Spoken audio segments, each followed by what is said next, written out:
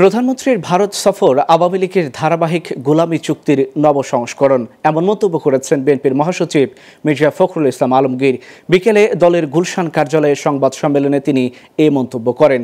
বাংলাদেশ ভারত সম্পর্ক অনন্য উচ্চতায় সরকার দাবি করলেও সম্পর্কের তথাকথিত সোনালী অধ্যায়ের সময়কালে বাংলাদেশের জনগণের প্রাপ্তি শূন্যের কোঠায় বলেও দাবি করেন বিএনপির মহাসচিব। বিস্তারিত আওলাদ বাবলুর প্রতিবেদনে।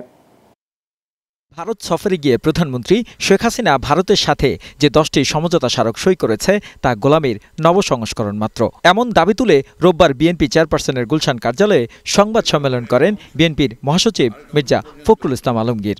রেল যোগাযোগের নামে করিডোর প্রদানের মাধ্যমে যা করা হয়েছে তাতে আমাদের সার্বভৌমত্ব, জাতীয় নিরাপত্তা মারাত্মক হুমকির মুখে পড়বে। ক্ষমতাসীনরা জনগণের ম্যান্ডেট ছাড়া সরকার মন্তব্য করে মির্জা ফখরুল বলেন, এদের সাথে যে কোনো রাষ্ট্রীয় চুক্তি, তা সমঝোতা বা অন্য যে নামেই হোক না কেন, বাংলাদেশের 18 কোটি মানুষের সাথে কেবলই প্রতারণা শামিল। সমগ্র দেশবাসীর সামনে আমরা আরও উল্লেখ করতে চাই, শেখ হাসিনার বর্তমান অবৈধ সরকার একটি অনির্বাচিত সরকার। রাষ্ট্র পরিচালনায় তাদের ন্যূনতম নৈতিক অধিকার নেই। আর এরকম একটি জনম্যান্ডেটবিহীন অনৈতিক সরকারের সাথে কোনো রাষ্ট্রীয় চুক্তি, সমঝোতা বা অন্য কোনো যে কোনো হোক না কেন, বাংলাদেশের 18 কোটি মানুষের সাথে প্রতারণার শামিল।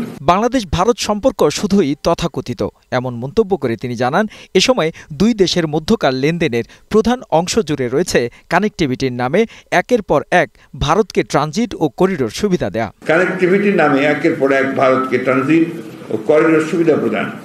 ট্রানজিট করিডোর দেওয়ার রাজনৈতিক, অর্থনৈতিক ও কৌশলগত ঝুঁকি সত্ত্বেও সবকিছুই একতরফাভাবে করা হয়েছে। এর মাধ্যমে বাংলাদেশের স্বার্থকে কোনো গুরুত্বই দেওয়া হয়নি।